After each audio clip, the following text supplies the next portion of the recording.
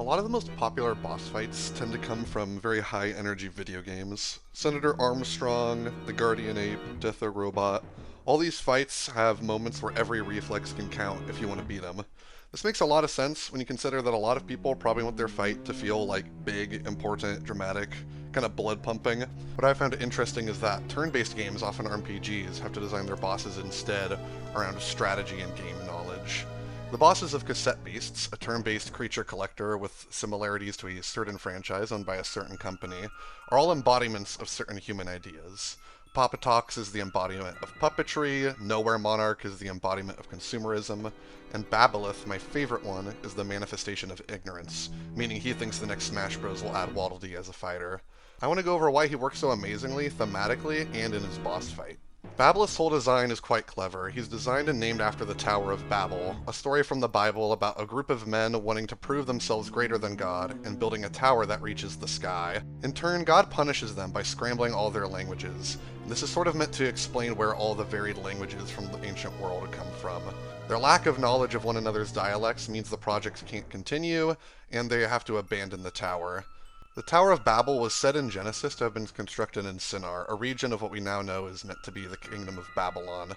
You can see in Babelith's design that he himself is a tower, even labeled as his nickname as the Tower of Ignorance. The name Babelith is a fusion of Babel and monolith, any sort of built imposing structure, like the tower itself. Likewise, to fight Babelith, you have to climb to the top of Mount Whirl, the tallest point in the entire game, where his train station can be found.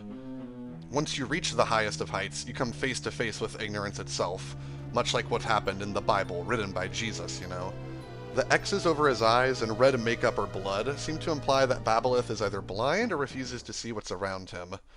Babelith as a character seems to believe that there's no absolute truth at all. This is reflected in his dialogue before and after the battle. Other than having the typical higher health and stats, turn-based bosses have to present you with a scenario to overcome through planning and knowledge of the game's rules. One problem you can run into is making a fight that's too easily solved, meaning it'll play out the exact same way every time.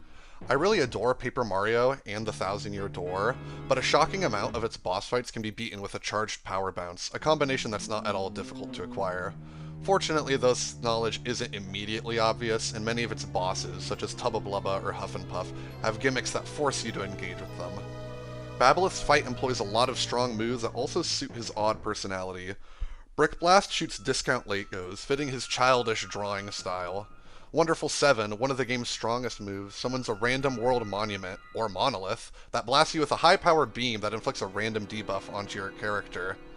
Wonderful 7's an astral type move, meaning so long as you don't have one of the core elements as your monster's typing, you won't be afflicted with AP drain, and if you also have an astral type, you'll even receive AP boost from it, meaning that you can kind of combat his strategy. The one typing to definitely take off the table here is the lightning type. Plastic and glass types are going to be hitting you from Crystal Lens and Brick Blast, meaning that Meredith and Cat 5 or any other lightning monster is really not going to help you out. Getting hit with Unitarget and having your accuracy lowered means you're basically not going to be able to hit this guy. The moon being the imagery used for Babelith's signature moves, false and true illumination, prompted me into researching the moon specifically.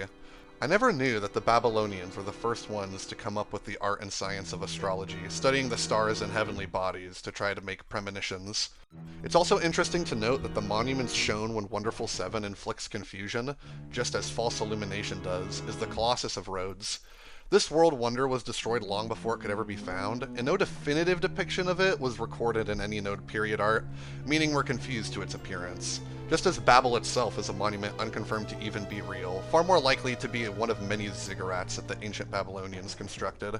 Babelith also has access to Crumble, a move that breaks walls in the game, much like how a lot of past monoliths and world wonders have crumbled over time. I am aware that that one is a stretch, but I don't care. I really like Babelith, so I'm going to give him credit for this one.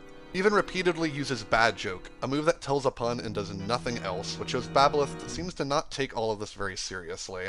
Plus, when he fuses with the final boss for its main body, that key aspect of him that's retained is the left hand with the moon hovering right above his palm. Another move in the game, Moonshine, also inflicts confusion, though this one is a bit more of a pun, considering it's often given to Gin and Tonic, a bartender monster.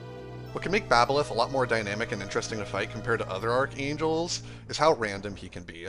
Wonderful 7 again inflicts a random debuff on your character, and the confusion status in Cassette Beasts means you'll sometimes randomly switch from whatever move you're trying to do to another one. This means that often you have to make up a strategy on the fly given whatever debuff you have attributed to you. Maybe you're running a strategy with high power, low accuracy moves, and you get struck with lower accuracy, and now that's even less reliable. Maybe you're being gutsy and trying to brave his high-power angelic attack without raising defense or putting up a wall, but then he inflicts you with poison or burn, and now your health is even lower than you initially planned. All of this puts together means that you often don't know what you're going to get out of Babelith.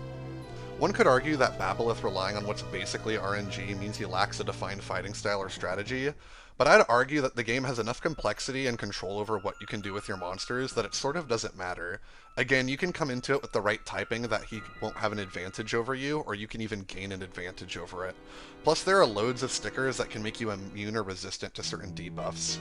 It helps that everything he can do is very learnable. He's only got that handful of attacks under his belt, and while they are powerful, they're nothing terribly complicated. The only factor you're absolutely going to have to deal with is confusion, since false illumination will go through walls, unlike other attacks. This can be mitigated, though, if you partake in the unique strategy of not fusing, meaning only one of your two monsters will have confusion instead of your combined monster. Even Babelith helps you deal with the confusion because his ultimate attack, True Elimination, actually removes the status from you even if you don't take damage, meaning it's the only angelic attack that will definitively give you a buff. The only way he could lean more into the incoherence, goofiness, and randomness of his character is if he had Be Random in his move list.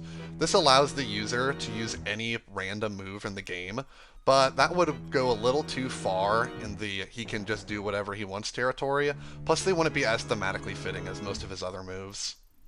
Sort of the gimmick that Babelith has going on here is that he has some of the strongest moves of the game, but half of the time he's using Bad Joke, which has zero effect and just tells a random Cassette Beast related pun.